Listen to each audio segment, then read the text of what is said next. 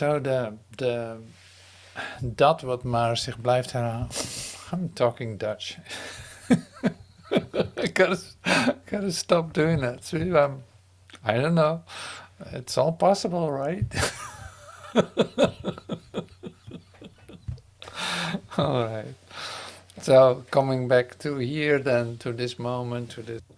Anyway, so welcome to the miracle work. So today, what kept coming back to me in the moments that I was waking up out of a sleep, so to speak, is that the idols of sickness have disappeared. All idols of sickness have disappeared. And that's an amazing idea. So I was really excited to see what today's lesson was. So great. And something else came to me, and that is, say, chapter 10 in the Blue Book and chapter 9 in the Urtext, is the all-inclusiveness of creation. And that's a really lovely idea. So today we look at that. We take this with us. So the lesson of today is sickness is a defense against the truth. And that is, I think, the most abused lesson in the Course in Miracles. It's like there's hardly anyone who didn't use it against himself. So with that caution, I want to step into this with you, that all idols of sickness have disappeared. They have no reality. It is what we have made believe to a degree that is unthinkable. It's like it's unbelievable. But we did it. We did it. So every town has a place.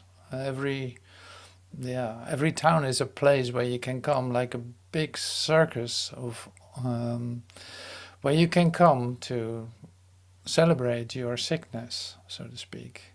It's like an illusion of unimaginable. Well, it is imagined, of course, but it's like an unimaginable circus of sickness. But if the idols of sickness have disappeared, then it is in fact of no use any longer. And that is so controversial to human belief that it's like, I gotta watch my words here. But the joy of the idea that all idols of sickness have disappeared is within me, is within you, is like worth celebrating, because that's the truth about you. So that is something that's really helpful to you, and really you can recognize yourself in that. And I love to share the joy that brings and extend it deeply into the kingdom with you. So celebrate with me that. And so today's class will be like consisting of the first part is then chapter 9 from the Urtext book, or chapter 10 from the Blue Book. The all-inclusiveness of creation. The all-inclusiveness of creation. That means there are no exceptions in creation. So the Blue Book has the title then, The Idols of Sickness. And so in the Urtext it literally disappeared. The title is not being used, The Idols of Sickness. So it is the all-inclusiveness of creation. I love that. Just for the origin of it. It's like that was how it was put originally in A Course in Miracles. The all-inclusiveness of creation. So somebody thought it was necessary to change in the chapter Idols of Sickness, which is used everywhere. So it's okay, of course. I have no problem with it. It's just there's such a great possibility of seeing it already so differently if you look at the all-inclusiveness of creation. So anyway, so we're going to take a look at that right now, which is full of amazing ideas, beautiful ideas that are true and that will direct you. So bear with me here. The inclusiveness of creation. Nothing beyond yourself can make you fearful or loving, because nothing is beyond you. Nothing beyond yourself can make you fearful or loving, because nothing is beyond you. Time and eternity are both in your minds and will conflict until you perceive time solely as a means to regain eternity. You cannot do this as long as you believe that anything that happens to you is caused by factors outside yourself. You must learn that time is solely at your disposal. Wait, are you guys seeing this? No, you don't. I'll start over. Nothing beyond yourself can make you fearful or loving, because nothing is beyond you. Time and eternity are both in your minds. Well, it's an amazing idea, and will conflict until you perceive time solely as a means to regain eternity. You cannot do this as long as you believe that anything that happens to you is caused by factors outside yourself. You must learn that time is solely at your disposal, and that nothing in the world can take this responsibility from you. Here it is, a great sentence. You can violate God's laws in your imagination, but you cannot escape them. And God's laws are the laws of love.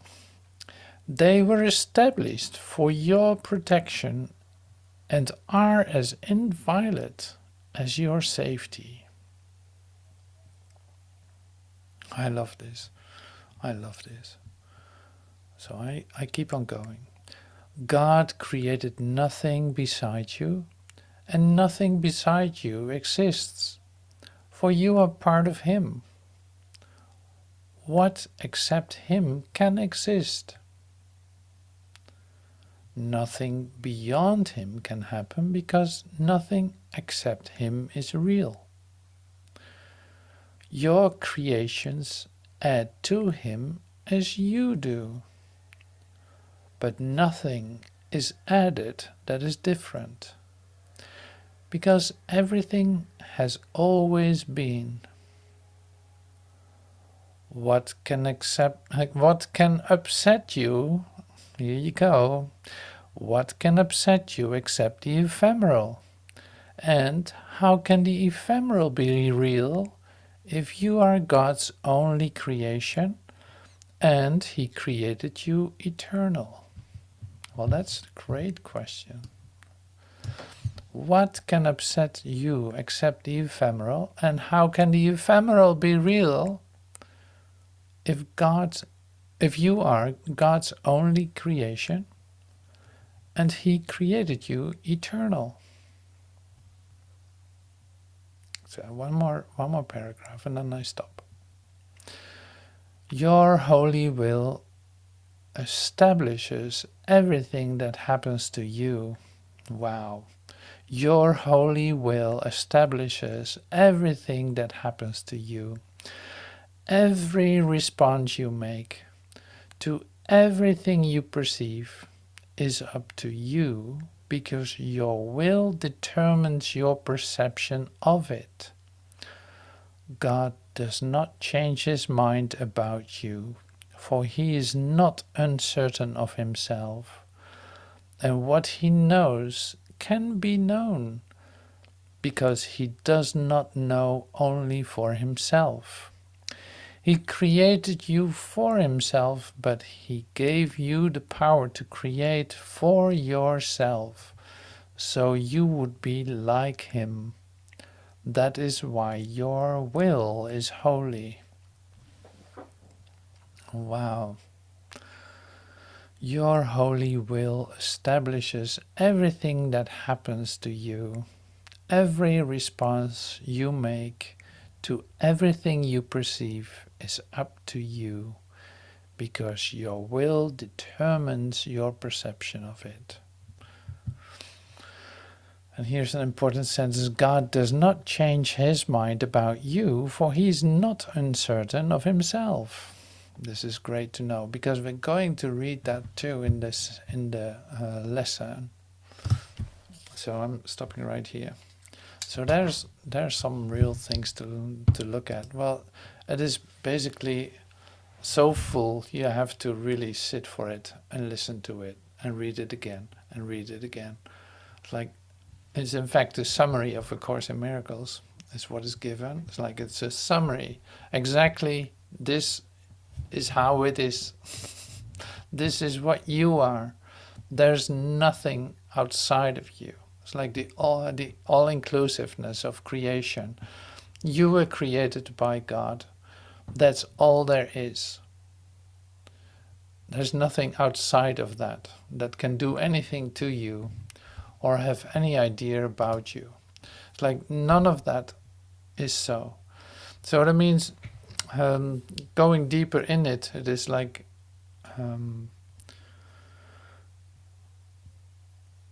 I and my Father are one. That's what that is related to. Like I and my Father are one. Nothing can change that.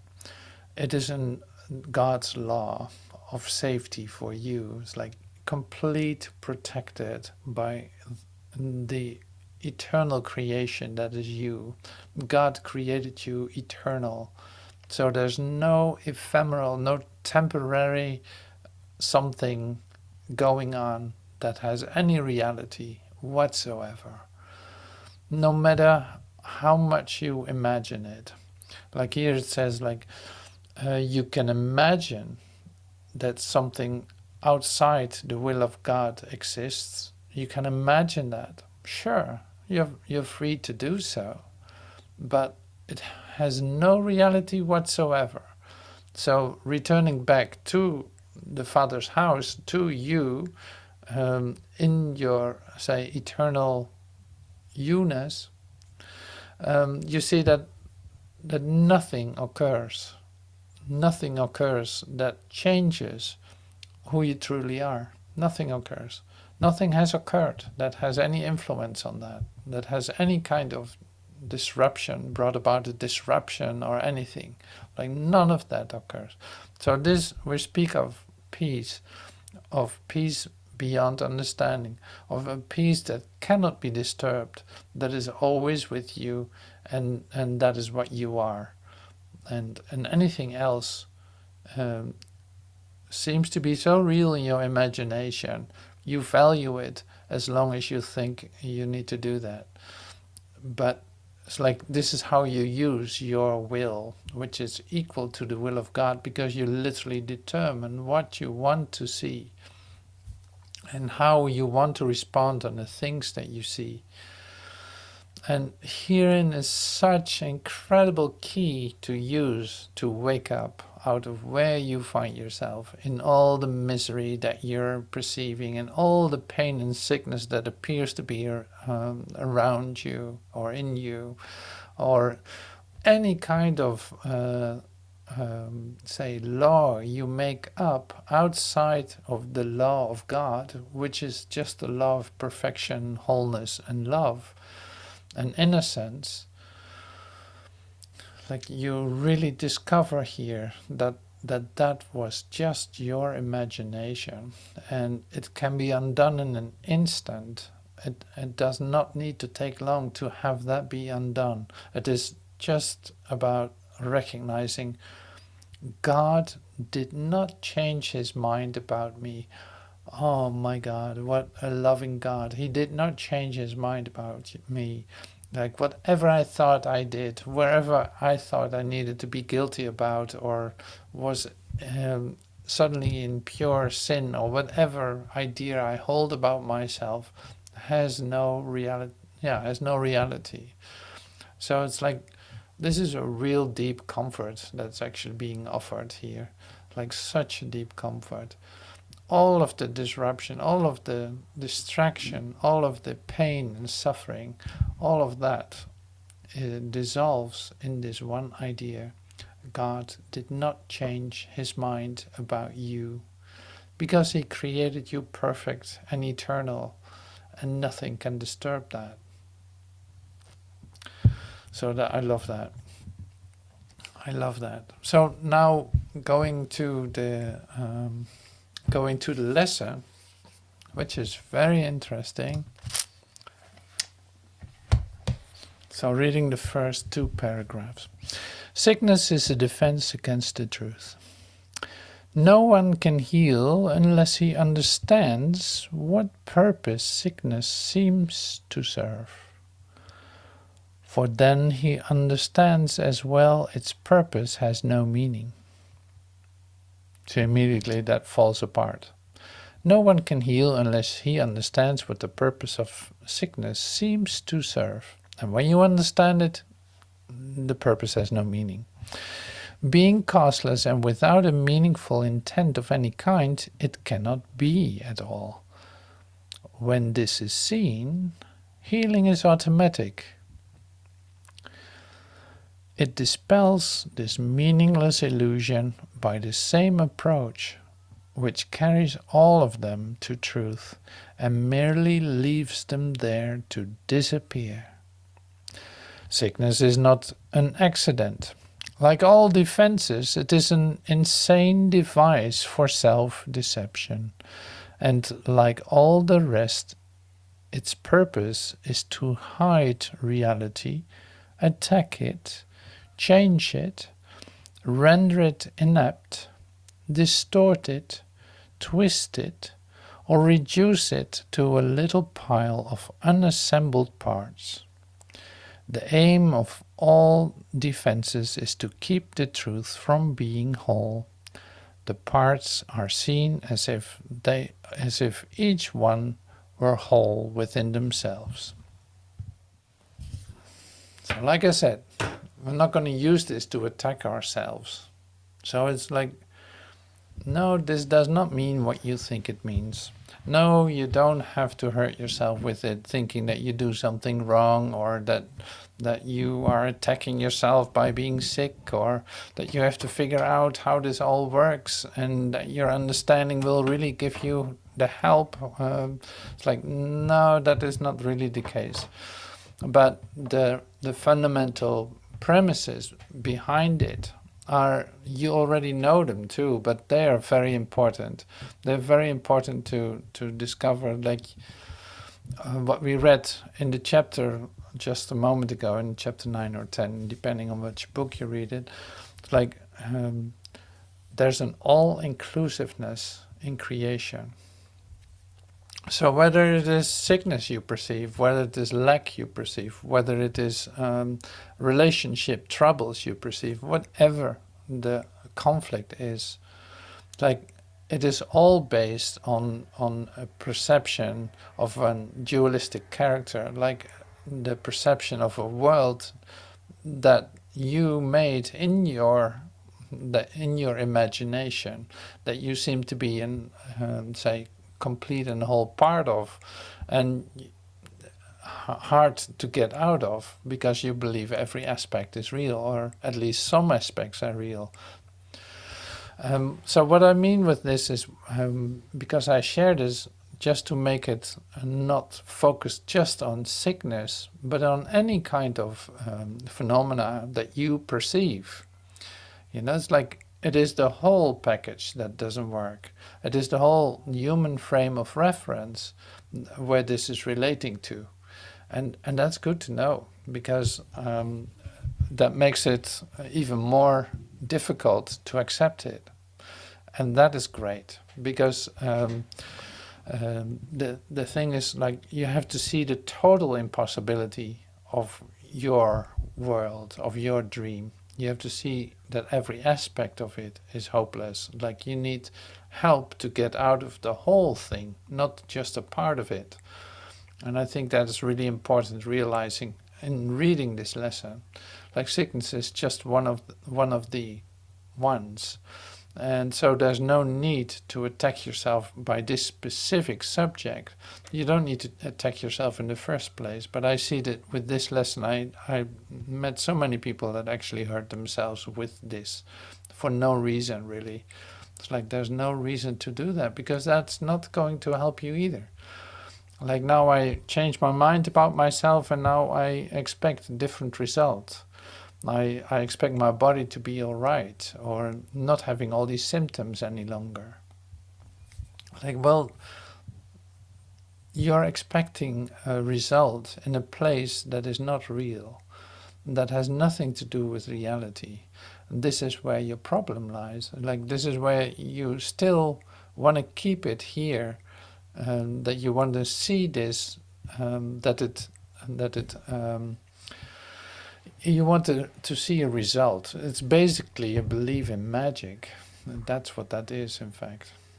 So does it change then? Does your sickness change by doing these exercises? Do symptoms alleviate? And like, are you free of symptoms when you do these lessons well?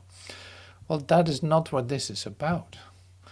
So it's about you recognizing that there's no exception to the will of God, and seeing that at work in your mind. So the change of mind is not, say, thinking that there will be a better thought system, that some parts of it will be removed and other parts will be used to make the dream complete or something.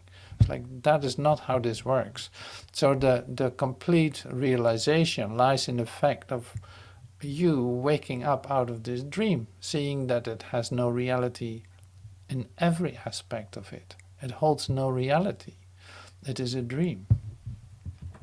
That's why we call this an awakening, or a transformation, or being born again. See, being born again is not that you wake up in the same dream. Being born again is waking up to a high frequency experience of yourself, free of, at least for a moment, like free of the limitations that you were perceiving a moment ago. That's what the miracle is. That is what the Course in Miracles is. Recognizing that's a possibility for you, that literally nothing can disturb your peace. So to find that back in yourself, you will have to see this for what it is. Then when I say this, is like everything that you perceive, all the ideas that you hold about it, and all that. In 4, who but yourself evaluates a threat, decides escape is necessary, and sets up a series of defenses to reduce the threat that has been judged as real? Who but yourself is doing that? It's like, that was your free will. You're free to do that, but all this cannot be done unconsciously. But afterwards, your plan requires that you must forget you made it.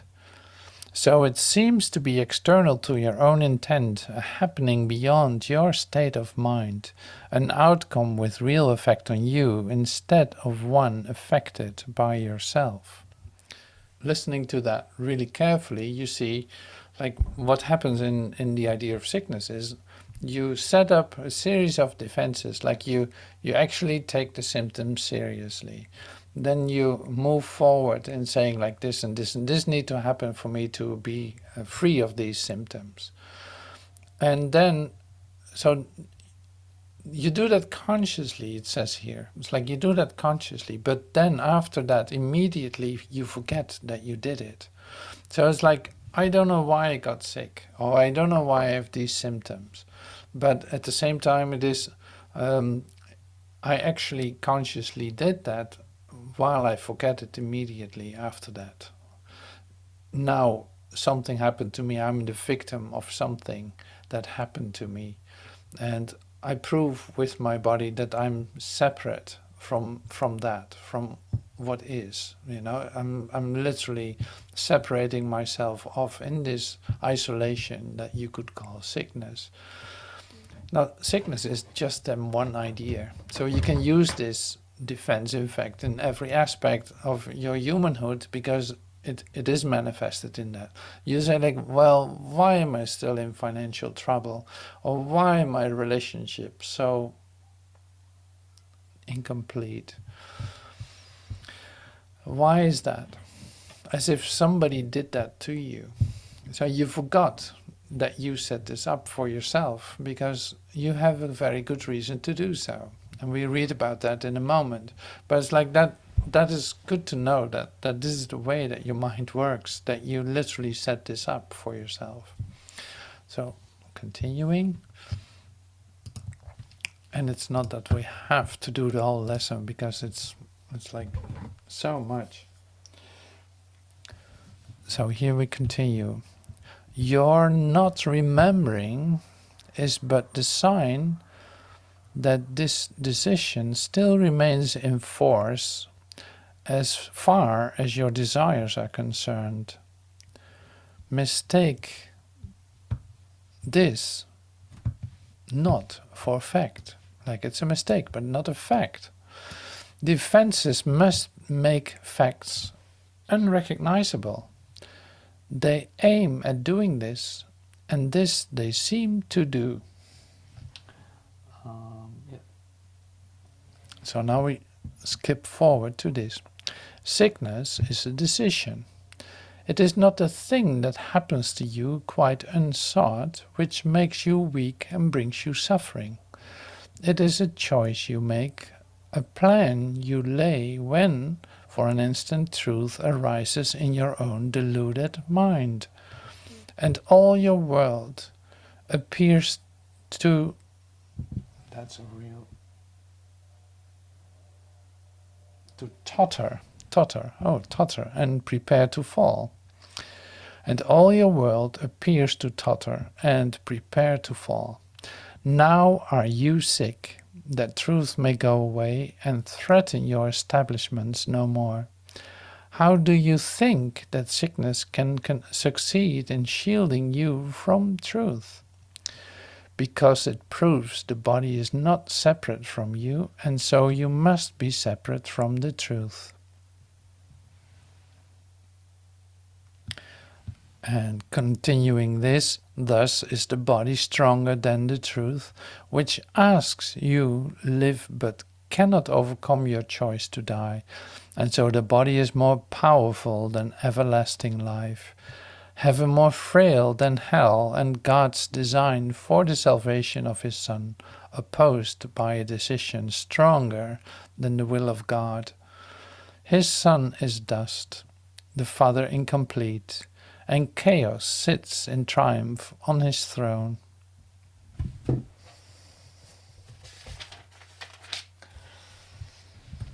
Okay, so here's your salvation paragraph. Otherwise you would sit in darkness.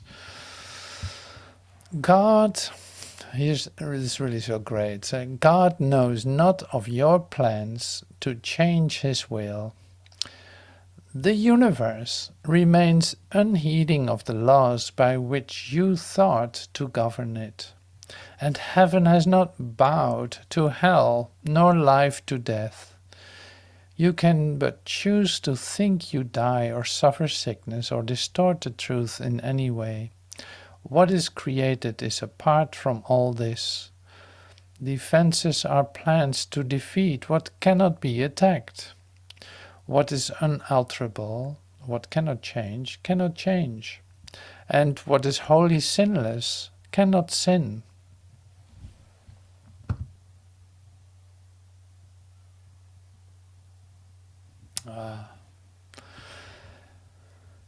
In fact, this fact which demonstrates that time is an illusion, For it lets you think that God is giving you, what God is giving you is not the truth right now as it must be.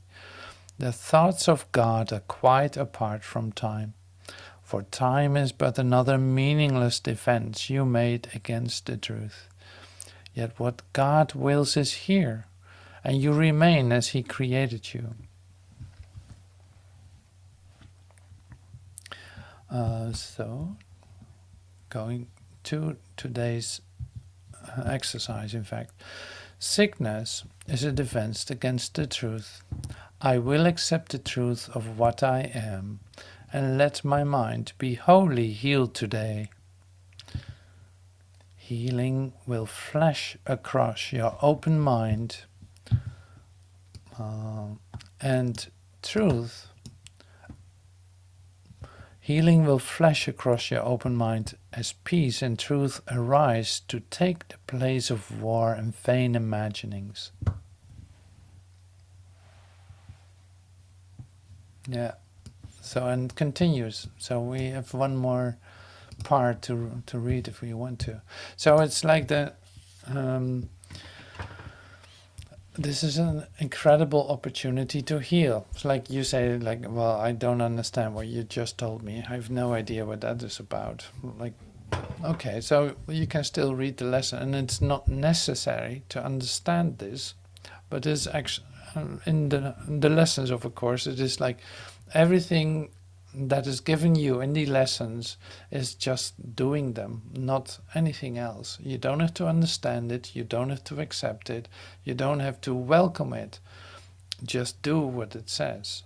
So it's like, okay, so now today I'm going to do this lesson. I'm going to read these 3 lines. I'm going to write them down on a piece of paper and take it with me, or put it in my phone. I'm taking it with me and repeat it. It's like every so much hours I will sit still and let these sentences come to me, and actually what is being offered come to me.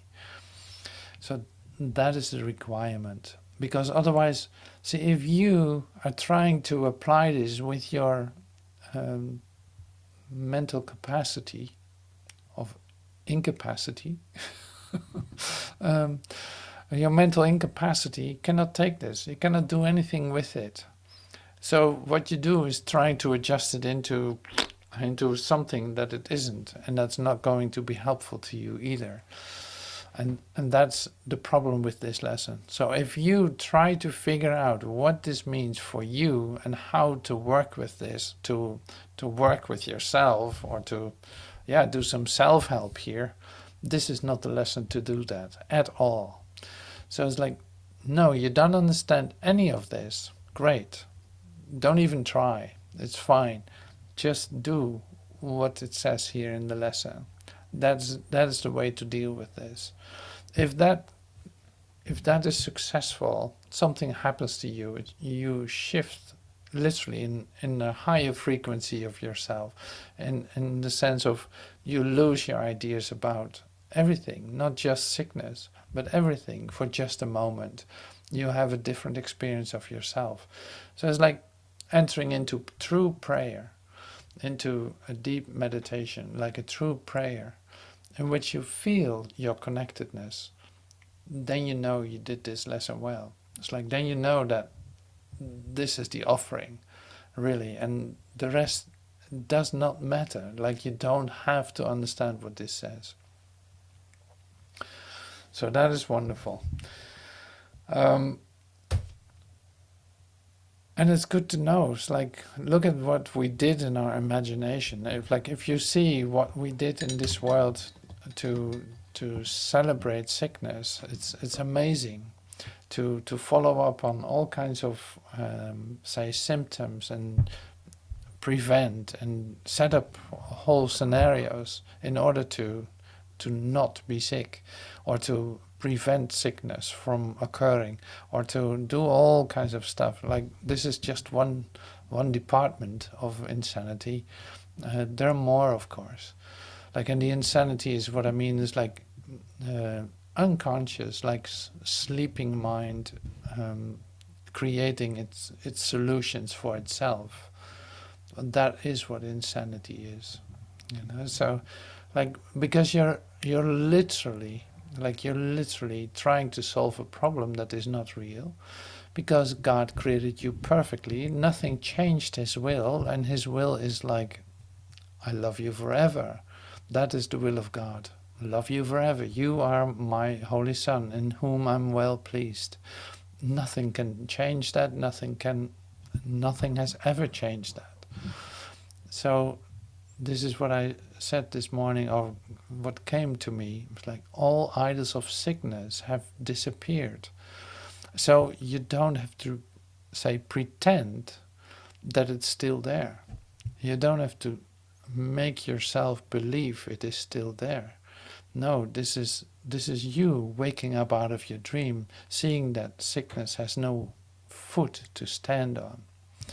The idol of sickness has disappeared. And so that's in one of the last parts. I just feel like sharing this because of the happy news it entails. Okay, so a little bit lower, the body's health. Let me see. The body's health is fully guaranteed. The body's health is fully guaranteed. I got this in the way here.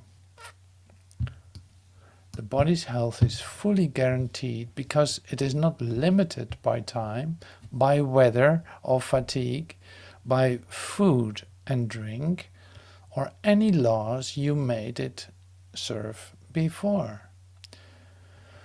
You need do nothing to make it well, for sickness has become impossible.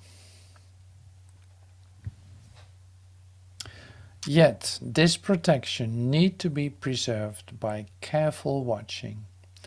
If you let your mind harbor attack thoughts, yield to judgment, or make plans against uncertainties to come, you have again misplaced yourself and made a bodily identity which will attack the body, for the mind is sick. Give instant remedy should this occur, by not allowing your defensiveness to hurt you longer. Do not be confused about what must be healed. Well, listen to this. I have forgotten what I really am, for I mistook my body for myself. Sickness is a defense against the truth. But I'm not a body, and my mind cannot attack, so I cannot be sick.